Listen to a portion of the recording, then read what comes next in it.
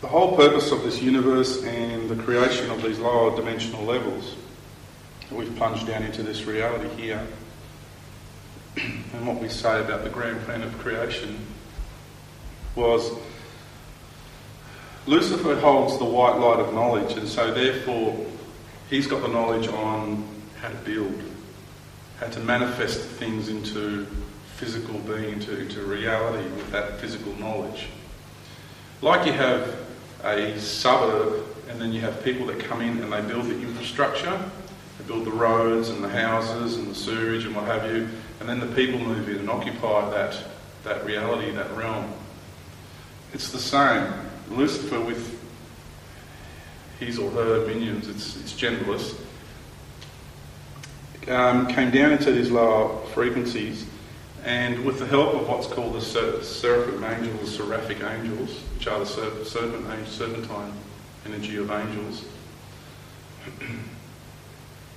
started manifesting life.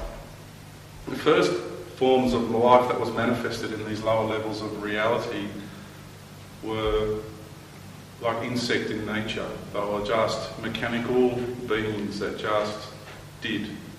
They didn't have much thought. They had no thought, basically. They're just totally reactive on pretty much a physical, like a chemical reactive type of instinct. And they evolved over time, and some of the races of the insects became consciously aware. And then they moved on. And then after that they thought, well, we need a new form of life. We need these guys work in colonies, not much. They're not really able to think for themselves. So what happened was the next expression of life that was created was the serpent races. And I'm not going to use time frames because time is really of no relevance. I can't give you exact years, it's just not, you don't have numbers big enough. Trillions of years ago, okay, it was the insects. Billions of years ago was the serpents. That's where I'll leave it. And the serpents came down, and with that energy of the white light of physical knowledge, they were able to go throughout these lower frequencies of realities, fourth dimension down to the third dimension, and build and create. And they had no one to go up against them, so they totally dominated and ruled, and they become very arrogant, very violent, very evil, because they had no point of reference, basically. They were just given free rein, and they were able to do whatever they wanted to do, and that's the way they were. And they know exactly what I'm saying because they're here with me today. And there is, they know this needs to be said. And they were really quite, brutal. And it took a while before God said, right, now I wish to have in this lower void, and that's why it's known as the void, we bring in the energy now of the white light, another set of beings.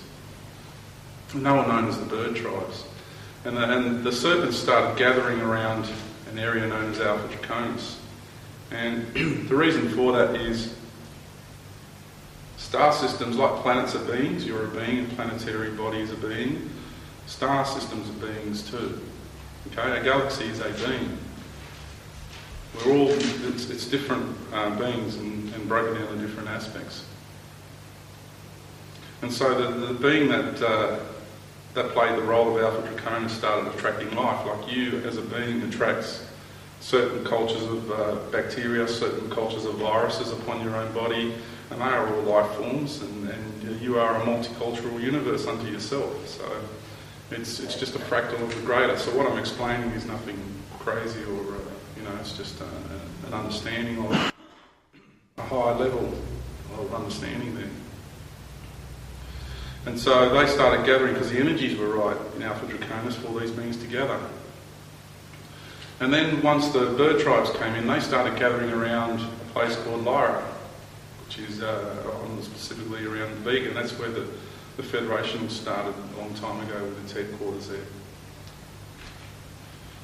And after they sort of had differences for a very, very long time, down the track, two other beings came into formation, and they were, and I know the names of these beings, they were two star systems, and one of the beings is called Osiris. Osiris is the entire Orion star league. That's who that is. The whole Orion system is one being known as Osiris, and then another system came into play was Pleiades. I don't know the name of that being as yet. And there was another star, third one that came into being was Sirius, and that is the being we know as Isis, or Isis. Now these beings, because they operate on a higher level, they have the ability to manifest into embodiment here in this plane. Okay? That's why they were around at the early times of Egypt. They played a role as well. So they not only have played a role on a level of being a star system, they have also come here and experienced the reality here as well on an individual basis to gather that experience as well. Isis, we call her, on Sirius we know her as Isis, which means she lives. That's what that represents. And that's the energy of the Mother Goddess, the feminine aspect of God. She lives, and she is. And that's a very important thing to know, because I'll get to that in a moment.